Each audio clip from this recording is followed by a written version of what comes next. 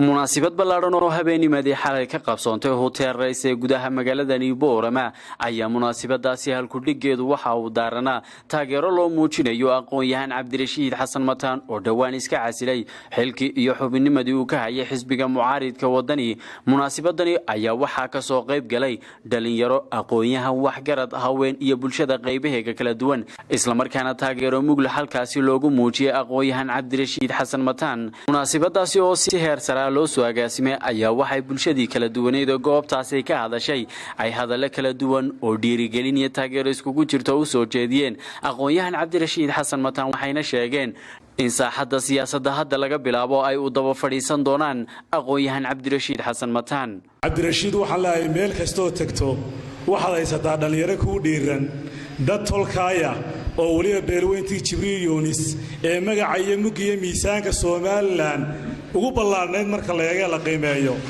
ayaad ka dhalatay.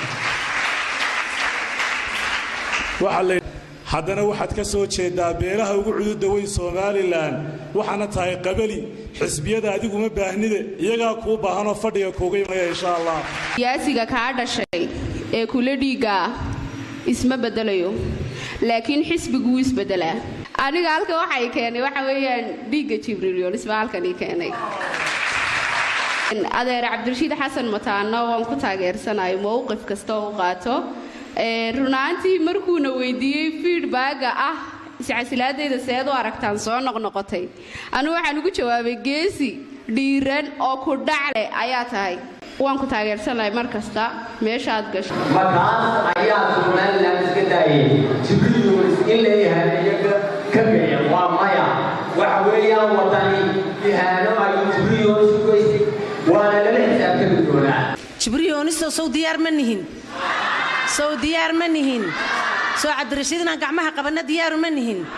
alxamdulillah aad baad wada mahadsantihiin dhammaan. waxaan leeyahay inagu waxaan sarar ku leenahay Cabdirashiid baa inoo hayo codkeenna, Cabdirashiid baa inoo hayo quwadeenna. aad baad u mahadsan. waa taageerada siyaasigeenna mugga weyn leh Cabdirashiid Xasan Mataan oo aan maanta annagu soo casuunay ka dhalinyar ahaan. waa labeertii waa dhalinyartii Jibriil Yoonis kolkay invitationkii aan ku casuumadda taageerada arkeen fadhigay ka soo sara kaceen. wayna ku mahadsan yihiin baan leenahay. aad baad ugu mahadsantihiin. anninkii cod noga rabow meel waan ka ballaadhanahay dad Hargeysa la geeyo maqaam loogu soo agaagiyo sifo loo soo maraanu leenahay.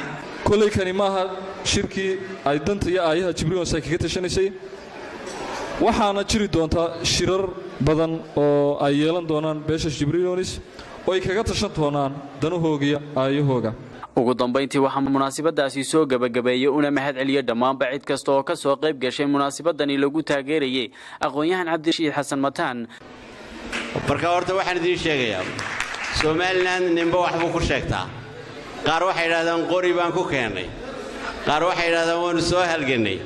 waxaan idiin sheegayaa oo halkan aanu soo taagnaa anoo dhalinyaro ah, shirka ka dhacay Boorama horteed Soomaaliland ma ay degin. shirka Booramana waxa uu u sigtay inuu burburo isagoo oon bilaabmin. waxaan u taagnaa goobtii la isugu keenay odayaashii Jibriil Yoonis iyo Suldaan Maxamed Nuur Allah u naxariistee. amarkii uu bixiyay Suldaan Maxamed Nuur oo ahaa in shirka amnigiisa iyo socodkiisa ay mas'uul ka yihiin Jibriil Yoonis. waa taariikh qoran oo isqori doonta.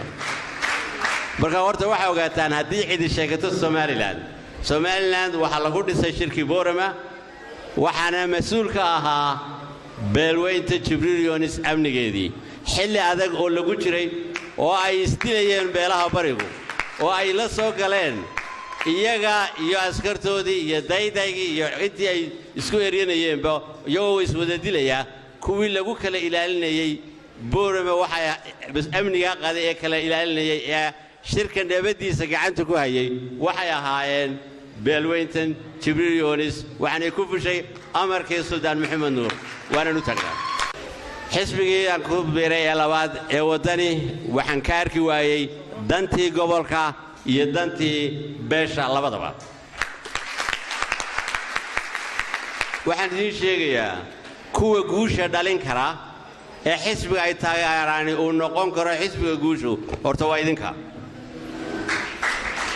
kalsoonida aan qabo ee aan marba saluuga ka muujinayana taas ayay ahayd waxaan leeyahay war waxa dadka u dana gobolkayga u dana ayaa Somaliland u dana